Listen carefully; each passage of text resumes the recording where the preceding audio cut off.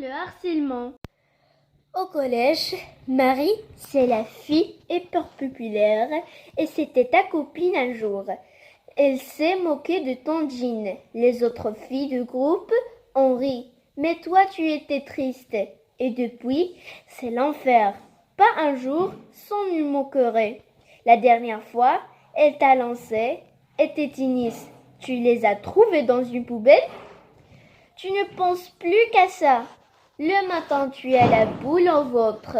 Si seulement tu pouvais être invisible. En classe, tes notes dégringolent. Mais comment tu concentrais sur ton travail? Tu n'arrêtes pas de te demander ce qu'ils vont inventer la prochaine fois. Tu ne veux même plus aller au collège.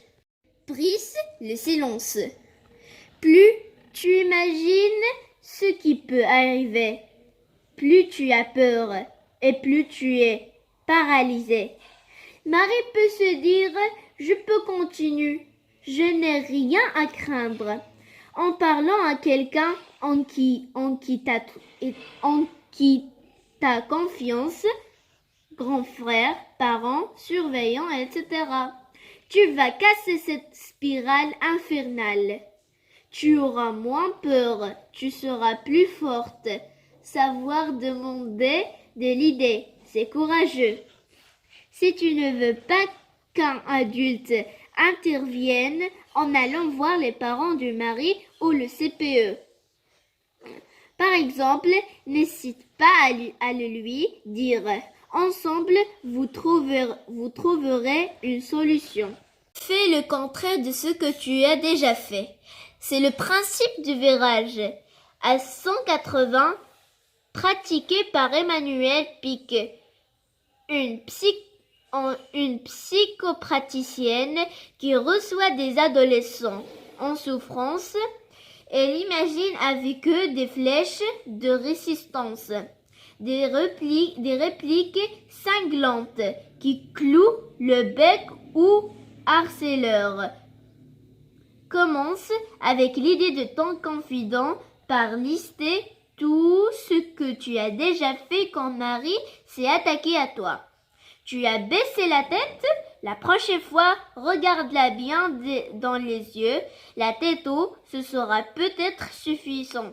Sinon, sois prête à décrocher une flèche de résistance pour te défendre. Imagine une flèche verbale. Son efficacité repose sur sa conception sur mesure et sa force réside dans l'autodirection. La capacité de rire de soi, à afficher ses faiblesses, plutôt que de les cacher, difficile mais infaillible. Le principe, accepter l'insulte en le revoyant à son agresseur. Par exemple, pour répondre à Marie, oui, souviens-toi, c'était tennis.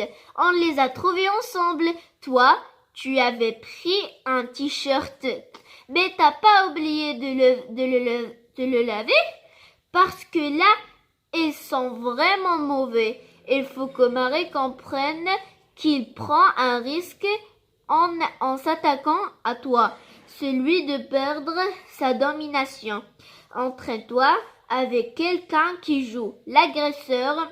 Imaginez toutes les répliques possibles. Grâce à cette nouvelle assurance, les attaques du mari seront peut-être moins nombreuses, sans même que tu aies à décrocher la flèche, mais garde-la prête au cas où. Et si la situation empire, n'hésite pas à te tourner vers des professionnels. Un psychologue ou psychothérapeute, car personne n'a le droit de continuer à te faire du mal.